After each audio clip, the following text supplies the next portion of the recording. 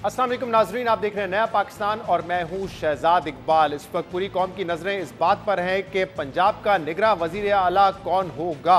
पाकिस्तान तहरीक इंसाफ और काफ लीग की तरफ से जो दो नाम लिए गए थे उनमें से कोई होगा, या जो नाम हमजा शहबाज ने बतौर लीडर ऑफ द ऑपोजिशन दिए थे उनमें से एक नाम election commission of Pakistan choose करेगा। इलेक्शन कमीशन ऑफ पाकिस्तान का इजलास इस वक्त जारी है, लेकिन अब तक हतमी फैसला नहीं आया है। लेकिन आज ही की तारीख में इलेक्शन कमीशन ऑफ पाकिस्तान ने यह डिसाइड करना है कि केयर टेकर सेटअप में वजीर आला पंजाब कौन होगा।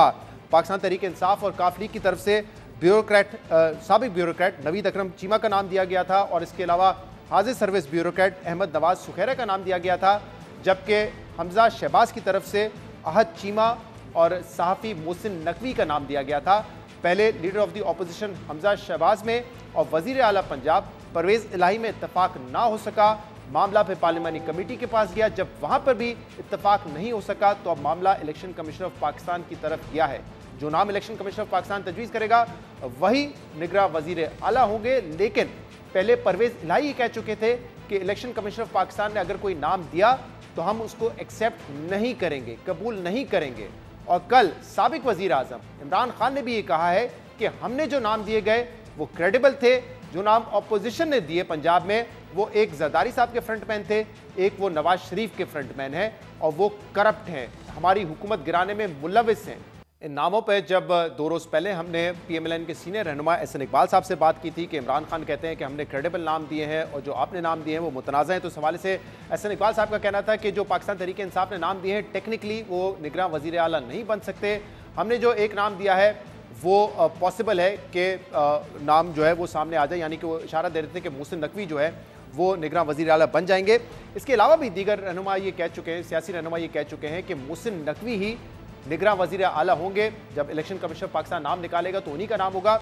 और ये बात फैसल वावड़ा साहब एक से ज्यादा मरतबा कर चुके हैं। फैसल वावड़ा साहब का कहना था कि तोता का फाल जो है वो मोहसिन नकवी के नाम का निकलेगा। अब देखना है कि इलेक्शन कमीशन ऑफ पाकिस्तान क्या फैसला करता है, इस पर क्या रद्दमल आता है पाकिस्तान तहरीक इंसाफ और काफ लीग का, और क्या उनके पास कोई कानूनी ऑप्शन रह जाएगा इस नाम को चैलेंज करने का अगर मोहसिन नकवी का नाम पिक करता है इलेक्शन कमीशन ऑफ पाकिस्तान। इसके अलावा आज लंदन में मुकीम थे कुछ दिन से मियां जावेद लतीफ़ साहब, उन्होंने प्रेस कॉन्फ्रेंस की है, उसमें उन्होंने कहा है कि जैसे ही शेड्यूल अनाउंस होगा दोनों असेंबलियों में इंतखाबात का नवाज शरीफ वापस आने का फैसला करेंगे। लेकिन साथ में उन्होंने ये भी कहा है कि जिन लोगों ने रियासत को नुकसान पहुंचाया है उनको इबरत का निशान बनाना होगा और फिर नवाज शरीफ को लाना होगा। साथ में वो ये भी कह रहे हैं कि नवाज शरीफ से पहले माफ़ी मांगनी पड़ेगी। उन्होंने ये भी कहा है कि कौन लोग हैं जो इस वक्त एक जमात को, एक लीडर को मकबूल रखना चाहते हैं। मियां जावेद लतीफ़ साहब इस वक्त हमारे साथ मौजूद हैं। मियां जावेद लतीफ़ साहब, आपका बहुत बहुत शुक्रिया, आपने हमें ज्वाइन किया। आप लंदन से पाकिस्तान वापस आ चुके हैं। सबसे पहले तो ये बताइएगा कि आज इलेक्शन कमीशन ऑफ पाकिस्तान की तरफ से नाम सामने आ जाएगा, अनकरीब शेड्यूल भी जारी हो जाएगा, 90 दिन के अंदर इंतखाबात होने हैं। मियां साहब फुल मूड में है, इलेक्शन लड़ना है, क्योंकि यहाँ पे कुछ रहनुमा PMLN के ये कहते आए हैं कि CCI का एक फैसला भी रुकावट बन सकता है, इलेक्शन में मर्दमशुमारी नहीं हुई है, नहीं वो भी एक रुकावट बन सकती है। मियां साहब का क्या ख्याल है, इस वक्त इलेक्शन में जाना चाहिए या कोई ना कोई टेक्निकल रुकावट की वजह से इलेक्शन रुक सकता है? शहजाद, आपका शुक्रिया। जो 2 बातें आपने पहले कही, अगर इजाजत दें तो उस पर मैं बात करना चाहता हूँ। पहली बात तो ये है शहजाद कि अगर 2 नाम का इख्तियार है अपोजिशन लीडर के पास तो 2 नाम का इख्तियार है कायदे ऐवान के पास।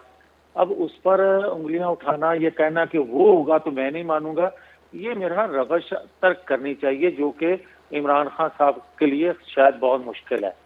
अब आ जाए लेकिन इसमें एक सवाल, क्योंकि आपने इसमें कमेंट किया है मियां जावेद लतीफ़ साहब, ये जो जब आइन में 2018 तरमीम आई, जब आइन में की गई तो ये जो तरीकेकार बनाया था कि पहले लीडर ऑफ द ऑपोजिशन और लीडर ऑफ द हाउस नाम देंगे, फिर पार्लियामेंट के पास जाएगा, फिर इसी पे डिसाइड करेगा, इसकी जो एक स्पिरिट थी, स्पिरिट ये थी कि नाम जो है वो न्यूट्रल होंगे। लेकिन शायद अब सियासत इतनी पोलराइज हो चुकी है कि जो नाम है वो भी इस किस्म के दिए जा रहे हैं जो कि नॉन पार्टिजन ना हो, जानिबदार हो। मिसाल के तौर पर आज चीमा साहब का आपने नाम दिया है, वो सिटिंग एडवाइजर हैं वजीर आजम के, कैसे ऐसा नाम एक्सेप्ट हो सकता है? दूसरे नाम के ऊपर भी सवाल उठ रहे हैं। इमरान खान कह रहे हैं मेरी हुकूमत गिराने में उनका बड़ा हाथ था। तो जो स्पिरिट ऑफ द लॉ था वो ये था कि ऐसे नाम दिए जाए जो कि न्यूट्रल हो, ताकि वो गैर जानिबदार इंतखाबात करवा सके। शहजाद इकबाल साहब, अगर यही बात मैं करूं कि एक नाम जो है 2018 के इंतखाबात में एक बड़ी कैंपेन हमारे खिलाफ उस चैनल से चली, हमने तो उस पर एतराज नहीं किया। और जो आज के मौजूदा वजीर आला हैं, मालिक को वो वजीर आला तो नहीं बनाया गया ना? मेरी ऐसा सुन लेना, जो आज के वजीर आला हैं अभी तक के, उनके दामाद भी हैं वो, आपको शायद ये इल्म होगा। नहीं, वजीर आला के दामाद नहीं है, वजीर आला के जो कजन है उनके आप कह सकते हैं सगे दामाद तो नहीं है।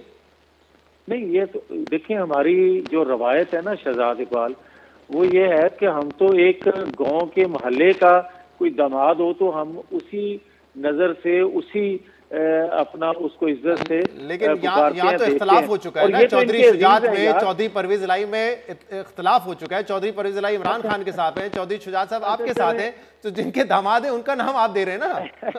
अच्छा शहजाद, चलें इससे आगे चलते हैं। मैं इस बहस में इसलिए नहीं पढ़ना चाहता कि शहजाद इकबाल बदकिस्मती है इस शख्स की कि ये बंदा जो पाकिस्तान को जहाँ तक ले आया है, अखलाकियात के हवाले से, रवायात के हवाले से, पाकिस्तान को माशी हालात से, पाकिस्तान को सफारती हवाले से, मैं सिर्फ इतना कहूँगा कि हम इलेक्शन के लिए तैयार हैं। हमें कोई ये ना किसी फैसले को चैलेंज करना है जिससे इलेक्शन देर से आए, हमें ना कोई ऐसा अपना एतराज करना है जिससे इलेक्शन 3 माह से आगे चले जाए। जहां तक आपने नवाज शरीफ की बात की और मेरे हवाले से जो प्रेस कॉन्फ्रेंस का हवाला दिया, मैं शहजाद इकबाल बड़ा क्लियर हूँ।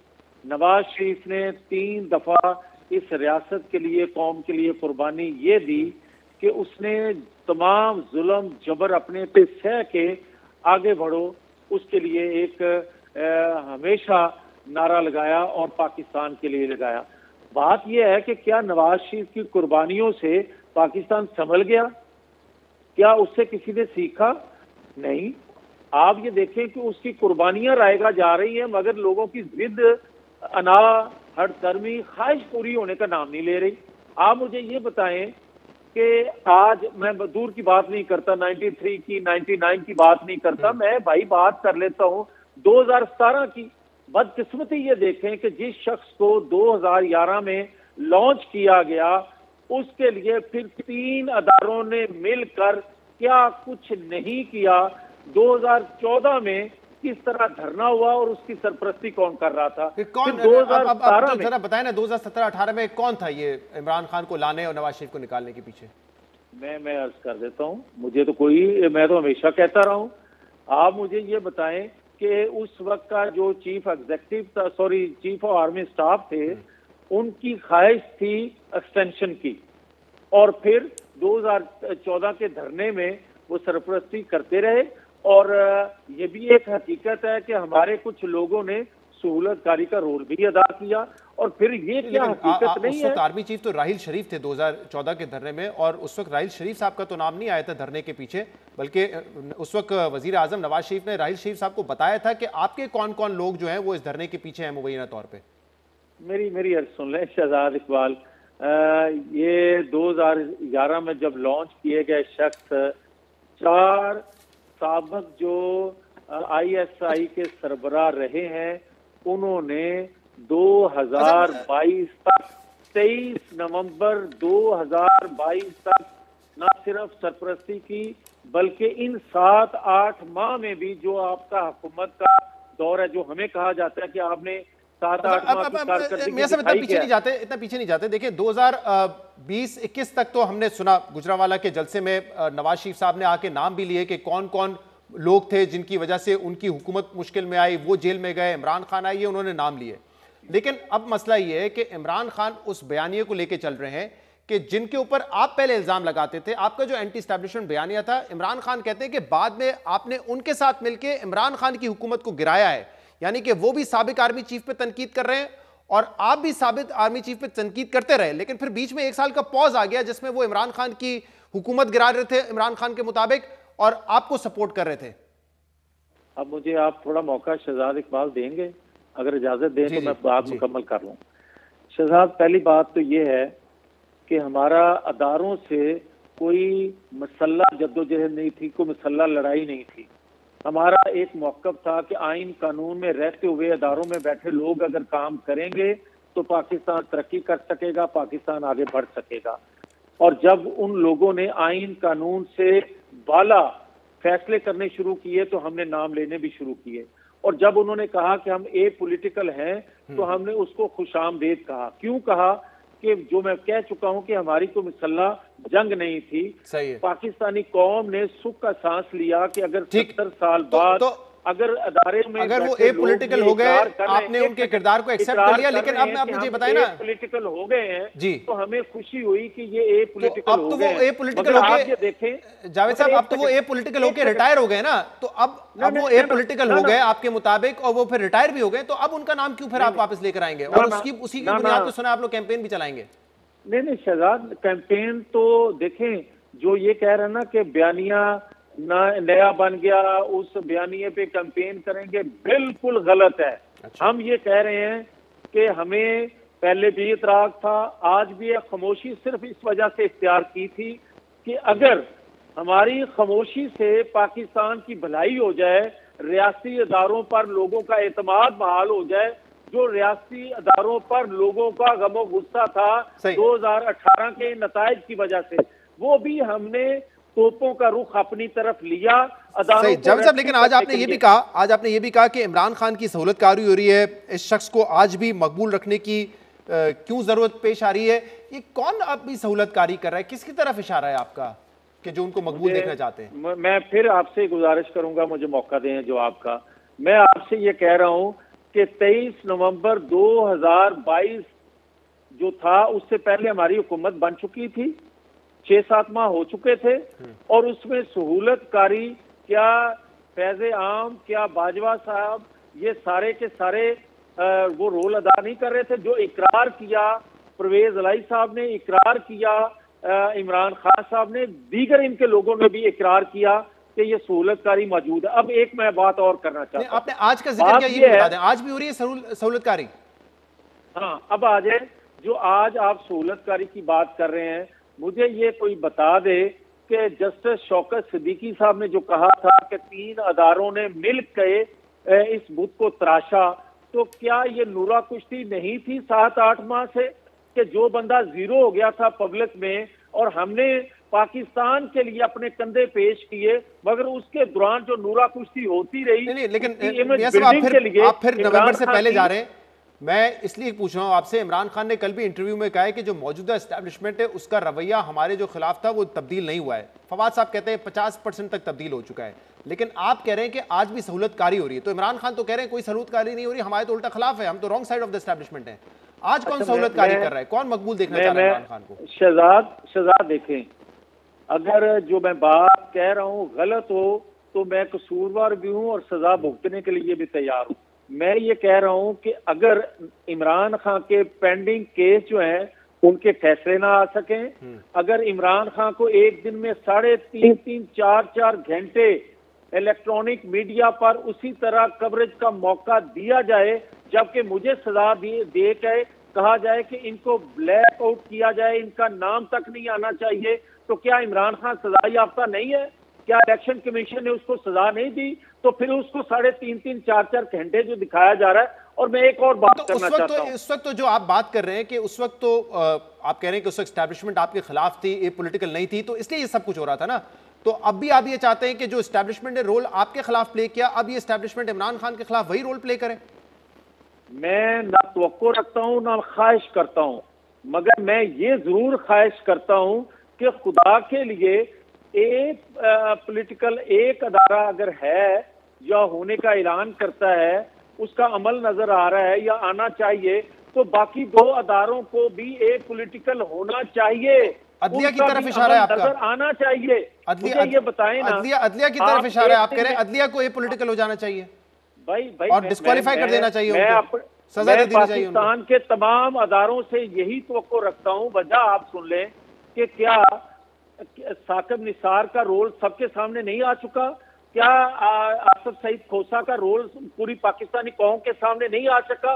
क्या जन्नत फैज का, जन्नत बाजवा का, इमरान खान का, सब जो लोग हैं ये पांचों के पांच जो 2017 के। अच्छा, मुझे लेकिन जावेद लतीफ साहब, आप क्योंकि वहां पे लंदन में थे, इमरान खान ने कुछ हफ्ते पहले ये कहा था, उनको लग रहा है कि जब सबके केसेस खत्म हो रहे हैं तो नवाज शरीफ भी आ जाएंगे, और मैं नवाज शरीफ से चाहता हूं कि वो आए ताकि सियासी मुकाबला मेरा नवाज शरीफ से हो। नवाज शरीफ की भी यही ख्वाहिश है कि वो आए, इमरान खान से मुकाबला करें, या नवाज शरीफ साहब की ये ख्वाहिश है कि इमरान खान पहले डिस्क्वालीफाई हो और फिर हम इंतखाबात में जाएं? उनकी क्या ख्वाहिश है? मैं एक बता दूं शहजाद इकबाल, अगर तो आज भी एक बेगुनाह शख्स को सिर्फ बेगुनाह करना है तो वो हम मानने के लिए तैयार नहीं है। वो इसलिए, और ना किसी को अपनी ख्वाहिश पे सजा दिलवाना चाहते हैं। हम ये चाहते हैं कि जिस कौम के मोहसन को किसी दबाव में, किसी ख्वाहिश में आपने सजा दी है और बार बार दी है, 3 दफा दी है, मुझे ये बताएं कि क्या नवाज शरीफ एटमी कुव्वत जो बनाने वाला था, सर पीछे ना जाए, इसी पे रहना, अभी एटमी धमाकों को छोड़ दे सर, मैं इसी ये इंपॉर्टेंट बात कर रहे हैं ना आप, इसलिए तो इसमें सजा किसको आप चाहते हैं कि जो इमरान खान मुसल्लत किए गए आपके मुताबिक उनको सजा होनी चाहिए, या जो इमरान खान को लेकर आए थे उनको सजा होनी चाहिए और वो माफी मांगे? डायरेक्ट बात करें ना सर।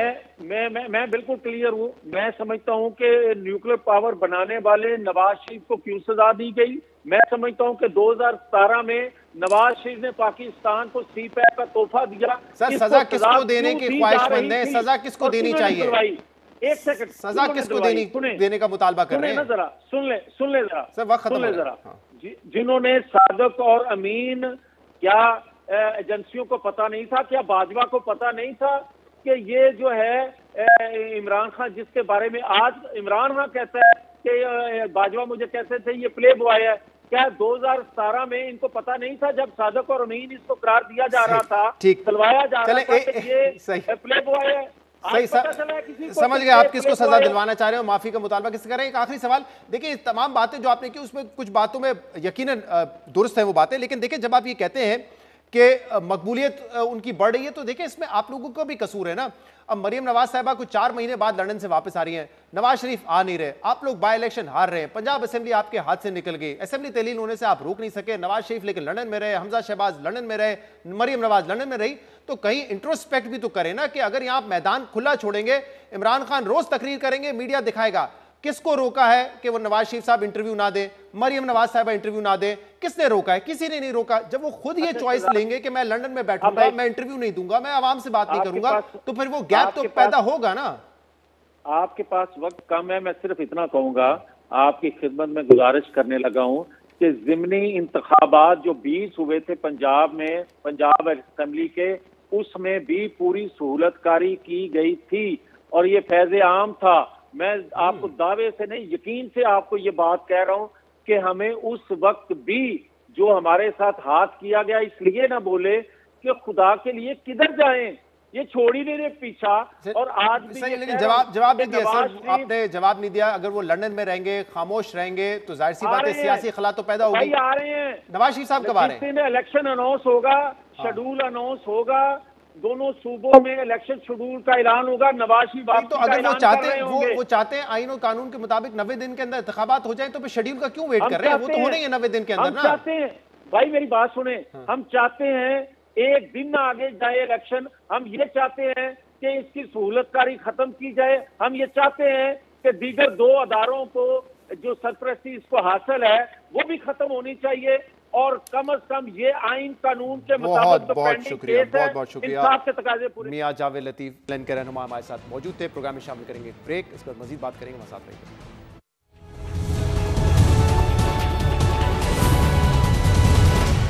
वेलकम बैक नाज़रीन। साबिक वज़ीर आज़म इमरान खान कहते हैं कि ऑपोजिशन की तरफ से दिए गए नाम election commission of Pakistan pick करता है तो उसको एक्सेप्ट नहीं करेंगे। इससे पहले परवेज़ इलाही भी इसी किस्म की बात कर चुके हैं। क्या कोई कानूनी गुंजाइश है, क्या इन नामों को चैलेंज किया जा सकता है जो नाम election commission of Pakistan pick करेगा? इस पर हम बात करेंगे, जिसके लिए हमें ज्वाइन किया है पिलडेट के सरबरा अहमद बिलाल महमूद साहब ने। बहुत बहुत शुक्रिया बिलाल साहब, आपने भी ज्वाइन किया। बिलाल साहब, इमरान खान ने कल कहा है कि जो नाम हमने दिए क्रेडिबल है, जो नाम ऑपोजिशन दे रही है क्रेडिबल नहीं है, अगर इलेक्शन कमीशन उन नामों को चुनती है तो उसको चैलेंज करेंगे। पहले परवेज इलाही साहब भी कह चुके हैं कि हम चैलेंज करेंगे, क्या इसकी कोई गुंजाइश मौजूद है? बहुत शुक्रिया। देखिए, बज़ाहिर तो कॉन्स्टिट्यूशन में इसकी गुंजाइश मौजूद नहीं है, और कॉन्स्टिट्यूशन में यह भी एक थोड़ी सी कमी है कि उसके अंदर कोई डिटेल्ड क्वालिफिकेशन नहीं दिए गए कि जो केयरटेकर गवर्नमेंट होगी उसके फराद, सिवाय इसके कि वो इलेक्शन नहीं लड़ेंगे और उनकी इमीडिएट फैमिलीज। लेकिन मामला ये है कि हम माजी करीब में देख चुके हैं कि सुप्रीम कोर्ट ने कॉन्स्टिट्यूशन की बड़ी लिबरल सी तशरीह भी की है, जिसको उन्होंने कहा था कि इट्स री राइटिंग द कॉन्स्टिट्यूशन या it is reading into the constitution. Article 63A की बात कर रहा हूँ। तो अगर ये चैलेंज किया जाए तो चूंकि केयरटेकर गवर्नमेंट की बनाने की स्पिरिट ही यही है कि वो न्यूट्रल होंगे, अगर वो न्यूट्रल नहीं होंगे तो फिर ये इतना खखेड़ पालने की ज़रूरत क्या है, फिर तो उसी गवर्नमेंट को चलने दिया जाए, क्योंकि इख्तियारात तो ज़्यादातर इस दौरान इलेक्शन कमीशन के पास होते हैं। तो अगर इस बुनियाद पे वो चैलेंज करेंगे और साबित करेंगे कि जिस शख्स को अपॉइंट किया गया है ये न्यूट्रल नहीं है और ये बायस्ड है और इस बुनियाद पे इसका केयरटेकर गवर्नमेंट में होना ठीक नहीं है, तो सुप्रीम कोर्ट इसकी तशरीह कर सकती है। मुझे इस बात का एहसास है, लेकिन आइन में ऐसा लिखा नहीं हुआ। लेकिन इसमें इलेक्शन आप कह रहे हैं क्योंकि स्पिरिट ऑफ कॉन्स्टिट्यूशन ये कहता है कि केयरटेकर सेटअप जब बने तो वो न्यूट्रल हो, जानिबदारी ना हो, तो इस बेसिस पे आप कह रहे हैं कि सुप्रीम कोर्ट उसको देख सकता है। बिल्कुल, मेरे ख्याल में देख सकता है, लेकिन इसमें इलेक्शन कमीशन का क्या कसूर है? इलेक्शन कमीशन के पास तो वो मजबूर है उन्हीं नामों को देखने का, उन्हीं में से एक पिक करने का जो आप लोगों ने खुद दिए हैं, यानी इन सियासतदानों ने, दो उन्होंने, दो दूसरों ने। तो अब उसकी बुनियाद पे वो अपना क्राइटेरिया बनाएंगे, सोचेंगे, फैसला करेंगे। लेकिन मेरे ख्याल में जो सुप्रीम कोर्ट में ये केस जा सकता है। सही है। दूसरा इस वक्त ये मामला है कि एक मरतबा केयरटेकर सेटअप बन जाता है, शेड्यूल जारी हो जाएगा, आइन और कानून के मुताबिक 90 दिन के अंदर इंतखाबात होने हैं। और इस वक्त पीटीआई भी कह रही है इंतखाबात करवाए, नून लीग भी कह रही है इंतखाबात के लिए हम तैयार हैं। लेकिन जो नून लीग के वुज़रा हैं वो 2-3 एतराज़ कर रहे हैं कि कुछ रुकावटें हो सकती हैं, जैसे कि CCI जब इमरान खान वज़ीर आज़म थे 2021 में ये फैसला किया गया कि नई मरदमशुमारी होनी है, और इसके अलावा जो इस वक्त मौजूदा मरदमशुमारी है उसके हवाले से 2018 में फैसला किया गया था कि ये वन टाइम इस्तेमाल होगी, इसके बाद नए इंतखाबात नई मरदमशुमारी पे होंगे। क्या ये तमाम बातें या फिर पंजाब में नए अजला बनना ये रुकावट बन सकते हैं, या आइन जो है वो सुपरसीड करेगा, वो इनके ऊपर है जो कि कहता है कि 90 दिन के अंदर इंतखाबात होने हैं? जी, 2-3 बातें आपने कही हैं, मैं क्विकली तीनों को कवर कर लेता हूं। एक जो बात है ना कि ये वन टाइम एग्जामिशन जो दी गई थी वो साबिक सेंसस के प्रिलिमिनरी रिजल्ट को दी गई थी, उस वक्त तक फाइनल रिजल्ट नहीं आए थे। बाद में फाइनल रिजल्ट आ गए तो फाइनल रिजल्ट की बुनियाद पे इन्होंने डिलिमिटेशन कर छोड़ी है इलेक्शन कमीशन ने। इसलिए जब भी इलेक्शन होंगे और नई मरदमशुमारी नहीं हुई होगी तो वो पुरानी मरदमशुमारी के मुताबिक इलेक्शन हो जाएंगे और वो वैलिड होंगे। और उसकी वन टाइम एग्जामिशन नहीं है, वो जब तक नई मरदमशुमारी नहीं आती वही सही होगी। नए अजला के आने से कोई फर्क नहीं पड़ता, नए अजला के आने से नंबर ऑफ कॉन्स्टिट्यूएंसीज नहीं बढ़ेंगी। सही, तो गुंजाइश नहीं है, मुझे असल में ब्रेक की तरफ जाना है जी, नाम बदल जाएगा। और तीसरी बात यह है कि ये जो इस वक्त मरदमशुमारी हो रही है, अगर ये इन्होंने इलेक्शन कमीशन ने कहा है कि अप्रैल के आखिर तक अगर आप हमें इसके फाइनल जो नाम है वो दे देंगे, फाइनल उसके नताइज दे देंगे तो हम ये कर लेंगे। लेकिन अगर मार्च के बाद आएंगे प्रॉब्लम वहां होगा। सही, मई में ये नाम दे देते, मई में नई मरदमशुमारी ऑफिशियली। बहुत बहुत शुक्रिया, बहुत बहुत शुक्रिया। एक क्विक ब्रेक, इसके बाद हम मज़ीद बात करेंगे, हमारे साथ रहिएगा।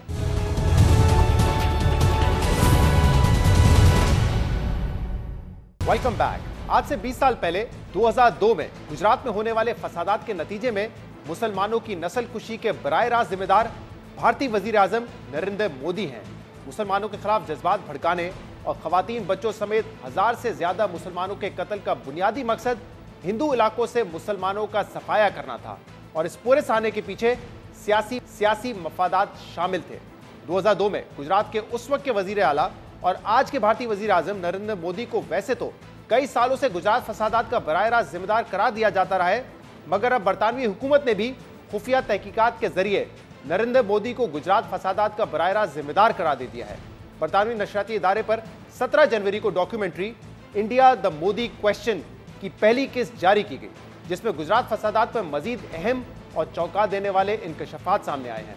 और अहम बात यह है कि इस डॉक्यूमेंट्री की बुनियाद दरअसल बरतानवी हुकूमत की वो रिपोर्ट है जिसे तकरीबन 20 साल तक खुफिया रखा गया। ना ही ये रिपोर्ट कभी शाया हुई और ना ही इसकी तफसीलात कभी सामने आई। और अब इस डॉक्यूमेंट्री में जो हकाइक सामने आए हैं, इसमें 4 अहम दावे किए गए हैं। डॉक्यूमेंट्री के मुताबिक ये फसादात पॉलिटिकली मोटिवेटेड थे।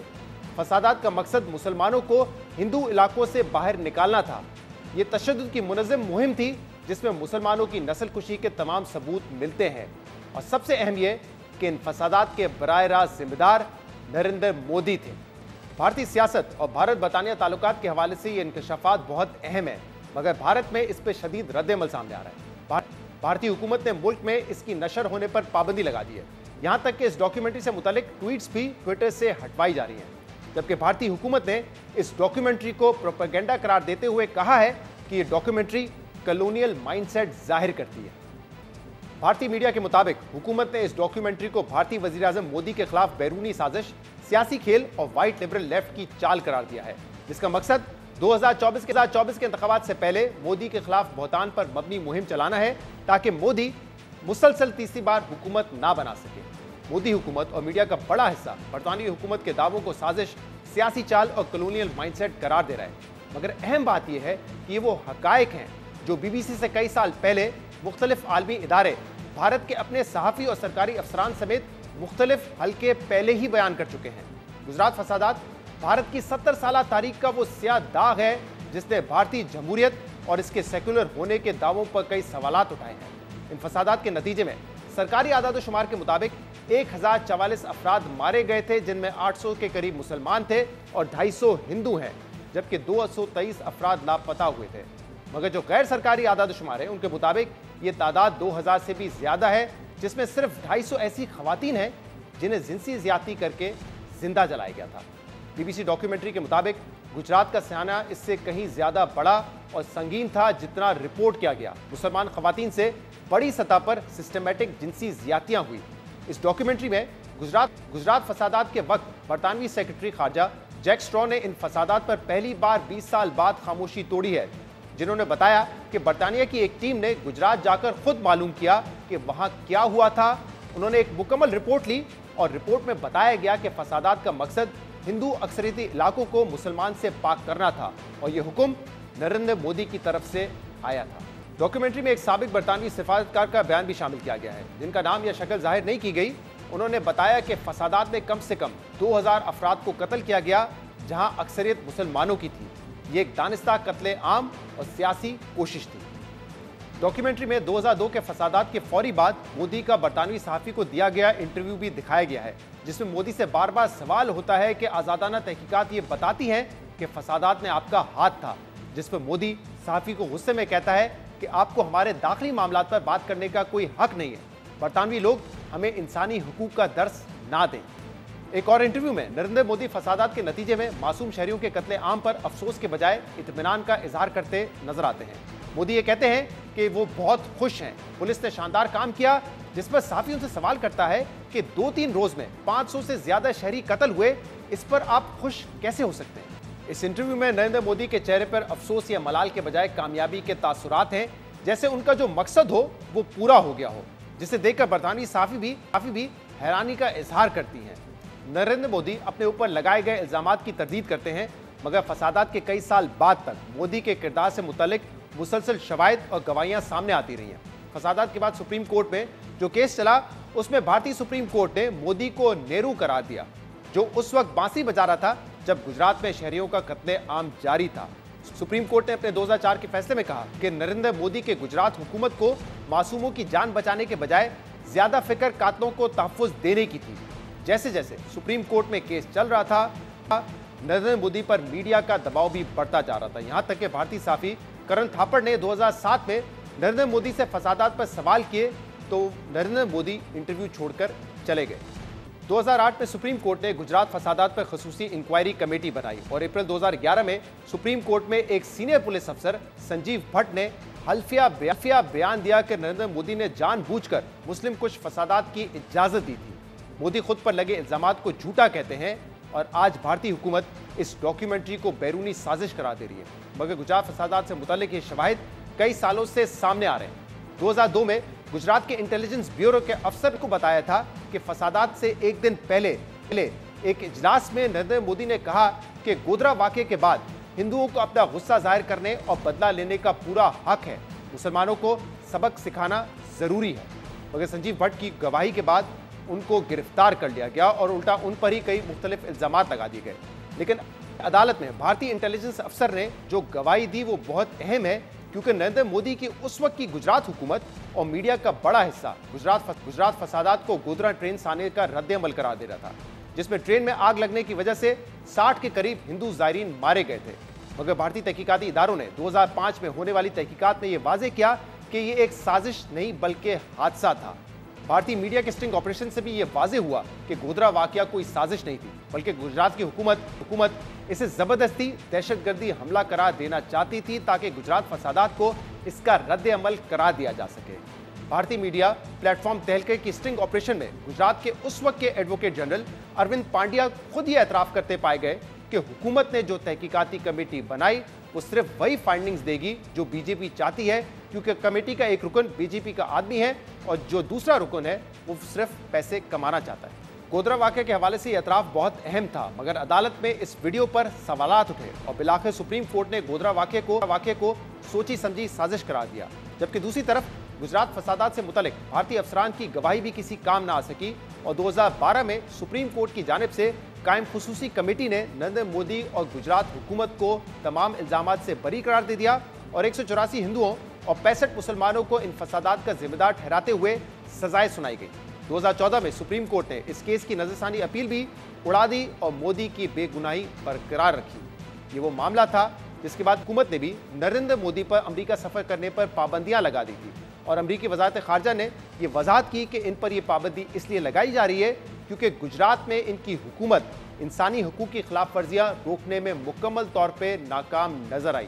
और अब बीबीसी की डॉक्यूमेंट्री में जो इंकशाफात किए गए हैं, इसने एक बार फिर मोदी पर बुचर ऑफ गुजरात यानी गुजरात के कसाई होने के इल्जामात को मजीद तकवीत दे दी है। आज के प्रोग्राम में इतना ही। शो से इजाजत दीजिए। अल्लाह हाफिज।